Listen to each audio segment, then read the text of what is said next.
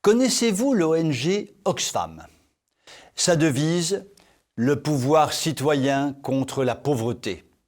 Autrement dit, c'est le genre d'ONG que l'on ne peut pas trop soupçonner d'être trop à droite. Bien-pensance mondialiste, lutte pour les réfugiés et pour le climat, ils sont assez Greta-compatibles et pas franchement complotistes, si vous voyez ce que je veux dire. Je ne sais pas si vous voyez ce que je veux dire, mais moi, je vois ce que je veux dire.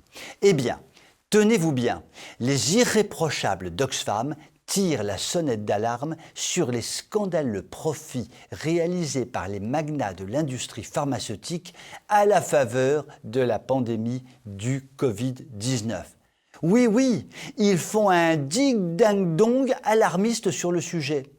Dans le peloton de tête de ces magnats, on trouve même le PDG de Moderna, le Marseillais Stéphane Bancel, un Français donc, enfin, si l'on considère que Marseille est encore une ville française. La fortune de notre Stéphane s'élève maintenant à 4 milliards 300 millions de dollars, ce qui représente tout de même un petit Himalaya de dollars. Où cache-t-il ces petits milliards, le bon Stéphane? Dans quel matelas? Sous quelle paillasse? Eh bien, un rapport du Centre de recherche sur les sociétés multinationales révèle que les bénéfices réalisés grâce au vaccin sont progressivement placés dans des paradis fiscaux. Pour une fois où les magnats s'affichent catho-compatibles en cherchant le paradis, on ne va quand même pas s'en plaindre. Voyons cela de près. L'Union européenne a payé ses commandes à la filiale de Moderna installée à Bâle en Suisse une fois, comme disent les Belges. Cela permettra au groupe de profiter d'un taux d'imposition très bas, un taux de 13%. Dans le baba, le fisc français avec ses taux d'imposition autour de 30%.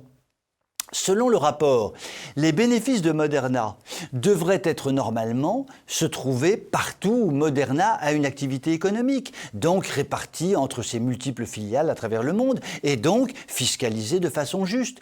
Point du tout. Comme par hasard, les bénéfices sont exclusivement dirigés vers la filiale suisse. C'est bien commode, ma foi. Mais Moderna ne met pas tous ses œufs dans le même panier. En effet, la firme pharmaceutique a trouvé le moyen de ne pas payer d'impôts sur les brevets déposés.